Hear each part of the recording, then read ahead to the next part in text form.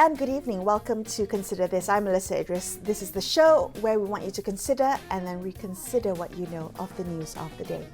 Last month, Defence Minister Muhammad Hassan said he was anticipating that the new budget 2023's allocation for the Defence Ministry could be lower than the one proposed by the previous government, given that this will be based on lower projected national revenue from falling oil prices. Now, how much should we prioritise defence spending? And what will a lower defence budget mean for Malaysia? Joining me on the show now is Lam Chung Wah. He's an analyst at the Hua Yan Policy Institute and Centre for Malaysian Chinese Studies. Chung Wah, thank you for joining me on the show. Just looking back at the budget that was tabled last October, so MINDEF was allocated 17.4 billion ringgit. That was already an increase of 1.2 billion from the previous year's allocation. What do you make of the trend of Malaysian defence spending?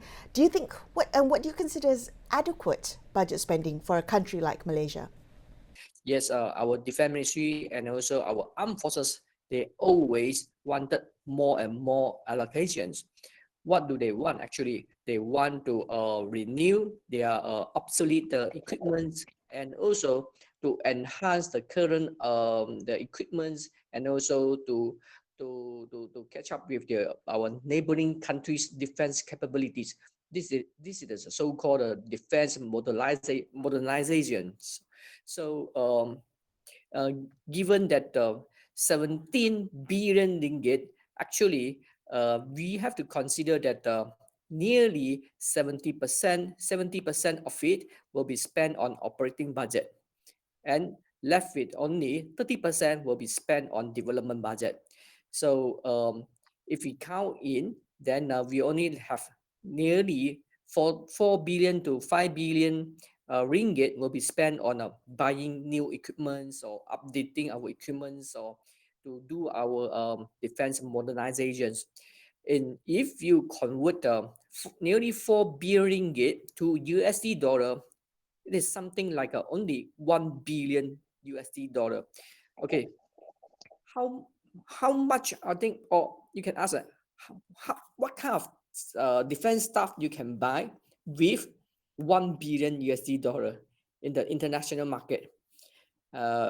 We have to put it bluntly that 1 billion USD dollar, you cannot buy even one sophisticated frigate. You cannot. Okay.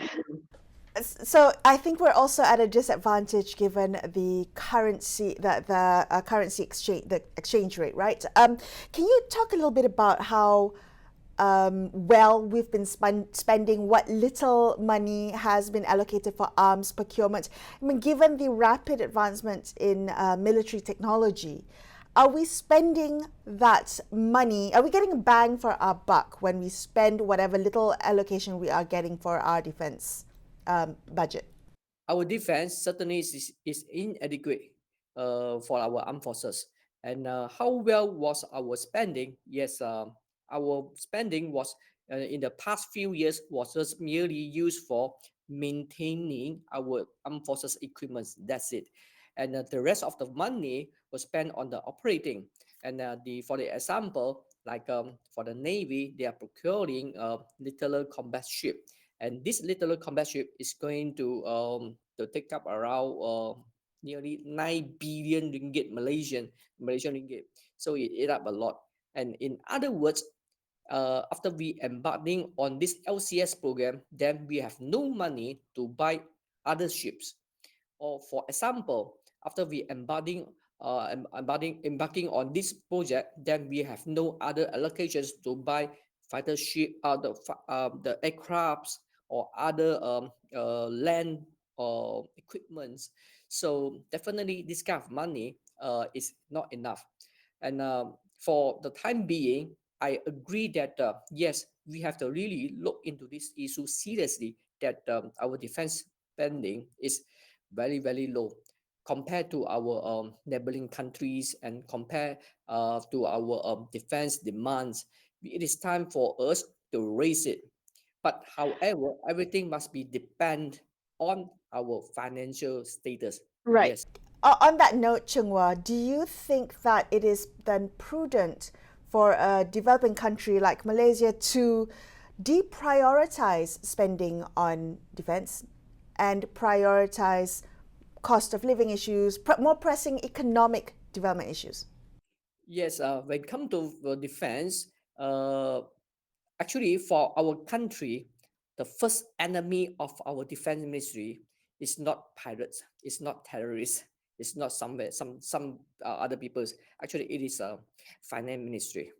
Finance ministry is the defense ministry biggest enemy because it is them who always cut their defense budget. So, in order to prioritize defense, that kind of a budget, then you have to put up a justifiable reasons. For example, our country is facing imminent security threats. Then you have to upgrade it. But when we look at our current security situations, we don't really are facing that kind of imminent security threats. We are just facing the kind of unconventional security threats, which needs our other anti-terrorist capabilities or anti the kind of the forces which can cope with the unconventional warfare. And normally for this kind of stuff, it doesn't need a very sophisticated equipment. So when it comes to this part, yes, perhaps for the time being, we don't need to invest in a lot of the kind of state of the art equipment. But in the long run, in the long run, maybe for another 10 years, when all our equipments are obsolete and our neighboring countries are getting more and more advanced weapons, then we have to catch up. Then we have to modernize our defense. Then uh, it is better for us to invest now. Can you give us a sense, Chunghwa, what do you mean when you say modernize and to invest more? In what areas specifically? Okay, for a very good example is our neighboring country is getting fifth generation fighter, but our country just has to depend on a fourth generation fighter like a Sukhoi 30 MKM and also the F-18 fighters, and those military equipments or aircrafts were produced in 1990s, but right now we are living in 21st centuries, and certainly some of the avionic systems and the weapon system are already obsolete, and also those fighters do not have stealth capability. So, and come to defense modernization, we have to catch up with our neighboring countries' capability. Otherwise, we will be uh, seem to be backward or lag behind. So, this very not is not good for our defense posture and also for our capability to protect ourselves. Yeah, or even to What is the implications or what are the repercussions, Chunghwa, of not spending enough? When you say that this will, other countries will that mean other countries will perceive we are weak? Will that leave us open to security risk? Is that what you're saying? As the repercussions of inadequate defense spending?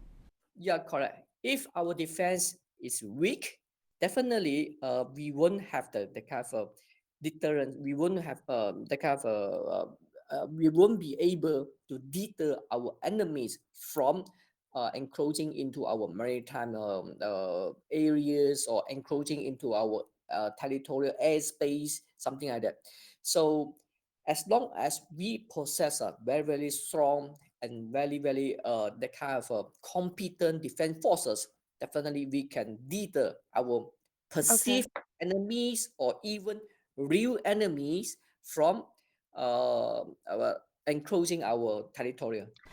In the couple of minutes that we have left, one of the things that always crops up when we talk about defense spending is the scandals that have come to light in recent years around corruption and leakages and wastages around defense spending. How transparent would you say is Malaysia's defense budget? And should we increase that defense budget if there aren't mechanisms in place to ensure accountability and to prevent corruption from happening? Um, I have to I'm very sorry to say that our defense transparency is very very low in this region, and even to compare with other countries. For example, if you want to know more about our how our defense budget was spent, actually we don't have that kind of a mechanism for laymen like us to check it, or even for parliamentarians to check it. Is very hard because normally the defense ministry, they will say that, oh, all the things are kept under the name of the national secret. You cannot review it. In case we review it, then our enemy will know what we are doing, what we are deploying. So they want to keep all the things under the national secret. So we don't have a particular that kind of institutions to check and balance our spending. But we can learn it from maybe from the United States or from the Australia, that they have already some kind of the established institutions to check and balance the defense state the spending. For example, in the United States, nearly all of the military procurements will be audited by their audited department, and also in the UK also. But in Malaysia, not, I think nearly 99% of our defense procurements are not audited by our Right. Jabatan Auditor General. 99.9%, I can say that. So if this is the case, then it's very hard for us to check it. Yeah, All right. yeah. Chung-Hua, thank you for speaking with me today. Lam Chung-Hua, analyst at the Hawaiian Policy Institute. We're going to take a very quick break here and consider this. We will be back with more. Stay tuned.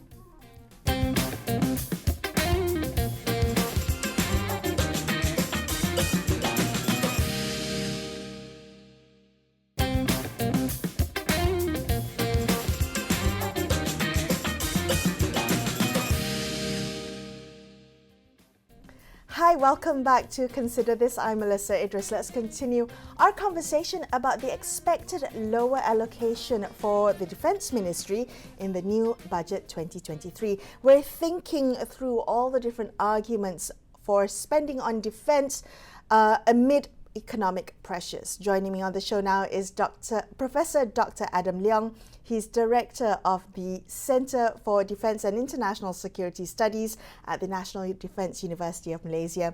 Adam, thank you so much for joining me on the show. I'm wondering whether you think a country should consider reducing its defence spending during times of economic constraint, or do you think it's always going to be necessary to increase or even maintain a certain level of spending, particularly on arms procurement, to ensure national security?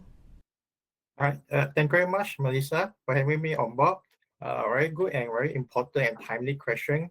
I think everyone is very interested. A lot of people are interested in knowing whether Malaysia is going to cut down its defense budget, understandably, because of the coming global recession. A lot of austerity plans is being announced and so on. But I think for defense budget, we need to continue a sustained investment in defense budget, especially for our Malaysian Armed Forces, acquiring of new modern equipment. Because as you can see, a couple of reasons. One, we have come up with the Malaysian Armed Forces and the Ministry of Defense have come up with the 2019 Defense White Paper that was passed in the Parliament and published in early 2020. It has spelled 10 years plan, a 10-year plan to develop the Malaysian Armed Forces, the Royal Malaysian Navy, Royal Malaysian Air Force, and the Malaysian Army. So each of these services require new equipment. Technology has changed. If you can see, most of the major acquisition they have done was about 20 years ago. And some even more than 20 years old. So as you can see, the wars that is going on in Ukraine, Russia, Ukraine, that you can see the new technologies that are being used. But at the same time, if you don't invest in that, then you will have a problem where our armed forces do not have the capabilities and the technology to fight in a modern warfare context. Secondly, defense acquisition take a long time to materialize, primarily because from the process of tendering, going through equipment, testing it, whether it's fit for our combat environment, and finally buying it, getting the funds to buy it, and then the process to build the equipment only starts. That will take at least, maybe if it's an aircraft, let's say our Royal Malaysian Air Force is intend to buy the light combat aircraft LCA, it will take at least a couple of years to build the first fighter aircraft, the first aircraft. And then it will take another year or 2 years to test that aircraft whether it's ready for operations. And now the process is long. While that is going on, the technicians, the engineers also need to learn to how to maintain that aircraft. So you're looking at least about 5 years before the first aircraft reaches us, and we can proudly say it is combat operational. And you're talking about ships too. You need a long time to build a ship, a naval vessel. So it's a long time. If you delay it, the time effect will be compounded. So that is what worries me. So Adam, if I may just jump in here very quickly, the Defence White Paper has highlighted that this is a 10-year plan, and most of our equipment has been decades old now at this point in time. Are you saying that if we don't start now investing in arms procurement, in modernizing our armed forces, that we will be left behind because of the time lag that it takes? I mean, we're already two or 3 years in from when the Defence White Paper was first presented. How far behind the game are we now if we don't begin today? I think we have already been delayed by at least a couple of years because of the COVID-19 pandemic. Of course, everyone knows that we need to put in more money for the health sector to fight COVID-19. And because of the 2 years delay, as I mentioned, time effect will be compounded. So we do not put the money where it is now to today, then I'm very worried that the 10-year plans will not be, the targeted objectives will not be met. Then it will spill over to the next 10 years. And when you're talking another next 10 years, say from the 11th, 20 years, the Malaysian Armed Forces do have their own capability planning. So if they do not meet the objectives within these 10 years, then some of these issues will spill over to the next 10 years planning, and that will actually spoil, disrupt their capability planning. Now, this is very important because we are still relying using assets that Malaysia, you already pointed out, that are quite old, decades old. So two things come into mind. One, the cost operational effectiveness. It's going to be very expensive to run older equipment. Perhaps spare parts may not be easily acquirable. Some of the original equipment manufacturers, OEMs, may have shifted to more modern weapons, more modern equipment, and they may not produce their spare parts for some of this equipment, and then they have to source it from second-hand used spare parts from other countries that are using the same weapons platforms, which they have retired. So you can see, and that leads to the second problem of safety issues. This is where we do not want our men and women flying helicopters and aircraft that may have safety issues that may result in accidents happening and loss of life. So that is what is another critical part we have to think about. And of course, another last point about this is that it's about our reputation, our reputation. You see, when we have in the 1990s, we were well known as a leading military power in the region. We had quite some very modern equipment at that point in time, the leading edge technology, the F-18 Hornets, the MiG-29. Then we bought 2 frigates and 4 corvettes for the Royal Malaysian Navy. And then in the 2000s, we bought 2 submarines and the main battle tanks for the Malaysian Army. So we were well known back then. We were one of the leading military power in the region. But over the last decade or so, we have slowly declined in a sense that people have the perception, see us, especially our neighboring countries, that we are lacking far behind today in terms of modern technology for the armed forces. We are using equipment that is quite old. Actually, we are sort of, I would say, we have suffered some reputational costs to the country, especially when we want to talk about very important issues, agendas in international arenas, especially like United Nations and ASEAN. So when you look back into that, how does that military power support that softer power side of Malaysia trying to push our agenda through diplomacy? We may not necessarily work so well because we do not spend so much on modernizing our military, and that actually Wow. to reputational costs, as I was talking about that just now. Right. So it all kind of influences each other. Adam, I want to ask you, so the government of Malaysia has to balance these kind of competing interests. Everyone wants a bigger allocation in budget 2023, but national revenues are falling. So there are trade-offs to be made. How would you communicate to the Malaysian public about the importance of spending on defense, or defense spending, beefing up our defense capabilities, while also addressing the economic constraints that the country is facing? I think that is one of the key factors when people look at defense spending. There's a perception that it does not translate back to economic benefits to the country. What is spent buying a certain equipment, you're talking about billions of ringgit, and then what do we get back in return? So in a sense that they are both tangible and intangible variables when it comes to defense spending. People always see defense spending from the eyes of the commercial cost-benefit calculations. How much you spend, this is the profits that you should get. Whereas when it comes to defense spending, there's no method to calculate how much you spend, and this is the kind of security or defense we get back.